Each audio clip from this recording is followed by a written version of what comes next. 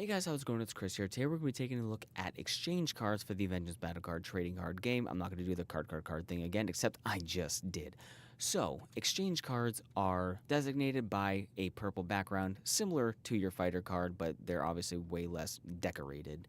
Now, these cards work a little bit different, okay? These cards, their effect that they do immediately, their actionable effect, is the title text. The card's name text is what it's doing, and then the effect in the box is what follows immediately after. So how exchange cards work is like this.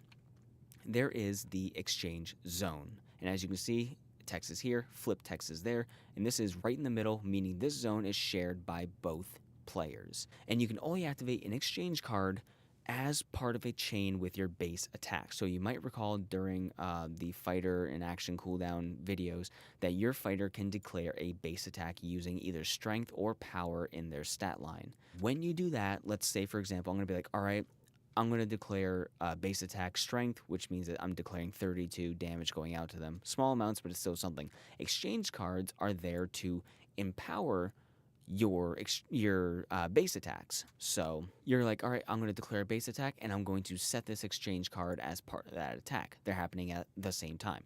So immediately the title on the top says plus 25 damage. So now you're adding 25 to your outgoing damage. Let's say I did it with power because that's a round number. It is 30. Now the outgoing damage is 30 plus 25. So I'm attacking for 55.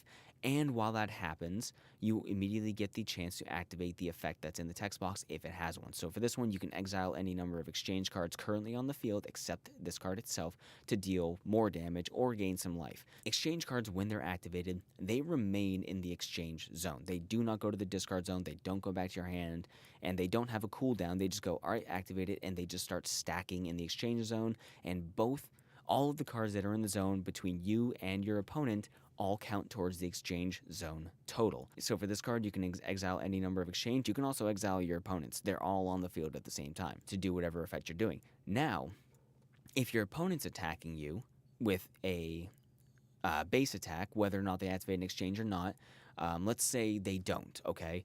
Then I'm going to go, okay, well, I'm being attacked by that. I'm going to set an exchange card in response to that. So now I'm subtracting 20 damage and I'm doing this effect immediately. If my opponent says, I'm attacking for a base attack and I'm dealing 25 damage, those things go through first, and now the total is coming at me, and they do their effect here before the damage goes at me. So everything on this card happens at once, immediately, and then once that's considered and calculated, then the damage is coming at you. In response, I can also activate my own exchange card to their base attack. If they have an exchange card or not, regardless, I can activate this in response. Now, while that damage is incoming, I am subtracting 20 from the total, and I immediately do the effect of adding exchange card from my main deck to my hand. What you can't do is activate an exchange card in response and then activate a counter card on top of that. You're not allowed to do both. It's only one or the other per interaction. Also, what you can't do, you can't attack with an action card and then add on an exchange card to it, because exchange cards only work with base attacks. And that's pretty much how exchange cards work. If you enjoyed, leave a like, and I'll see you in the next one.